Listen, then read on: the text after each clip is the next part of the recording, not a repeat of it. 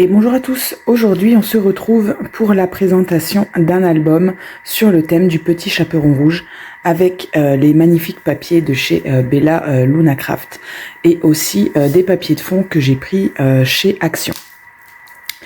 J'ai mes petits post-it parce qu'il va y avoir un tuto pour cet album. Voilà, donc c'est un album qui est trop petit pour mettre des photos en 13 par 18 parce qu'il fait 18 sur 18. Donc le seul endroit où... les pages font 18 sur 18. Donc le seul endroit où j'ai pu en mettre, c'est justement sur les pages de couverture. Donc c'est pour ça que j'en ai mis une en haut, une en bas et un livret dans la page de couverture. J'ai rentabilisé au maximum l'espace pour pouvoir mettre quand même des grandes photos. Voilà, donc sinon ce ne sont que des photos en 10 par 15 ou en 13 par 18. Je me rends compte que là, je n'ai pas mis le petit tamponnage de la photo. Donc dès demain, il sortira. Là non plus, décidément.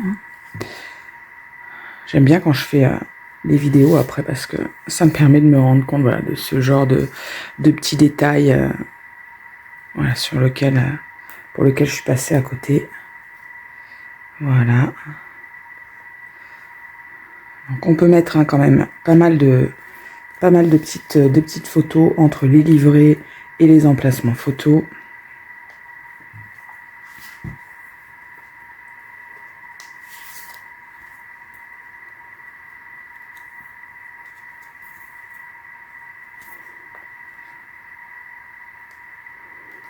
Je vous enlève quand même le post-it, ça serait dommage de ne pas avoir cette magnifique image.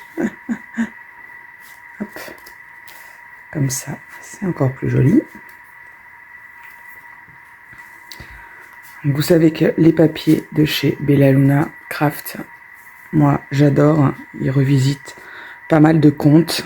Donc c'est tout à fait mon univers. Ici il y a un emplacement, photo. Un en bas, un en haut, un au milieu.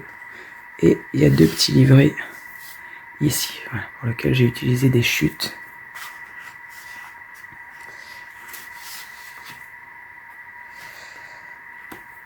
Donc tout ce qui est papier avec le décor, un petit chaperon rouge, ça vient de chez Bella Luna. Et tout ce qui est papier de fond comme ça, un petit peu naturel, ça vient de chez Action. Le bois ici, la corde de lin, tout ça, c'est des papiers Action que j'ai pris dans différents albums.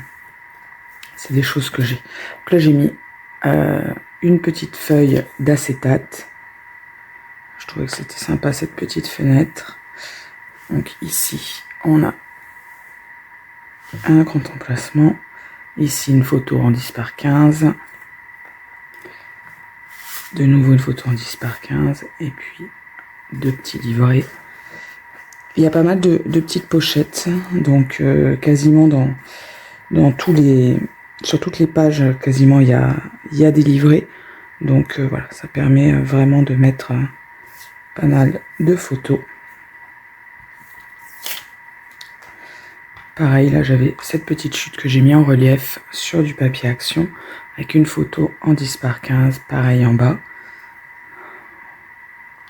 Et de nouveau ici, hop, ça s'ouvre là aussi. Voilà. Donc vraiment de magnifiques papiers. Hop. On arrive à notre dernière page. Vous voyez qu'en les collant, j'ai inversé la page 7 et 8, mais j'ai quand même laissé mes post-it pour vous montrer là quand on va le faire, tout simplement. Donc ici, on a trois pages, 3 photos en 9 par 13. Elles sont aimantées, celles-ci, donc il vous faudra des aimants. Après, vous pourrez tout à fait fermer par une flippette, mais moi, j'avais des aimants, donc j'en ai mis. Voilà, hop.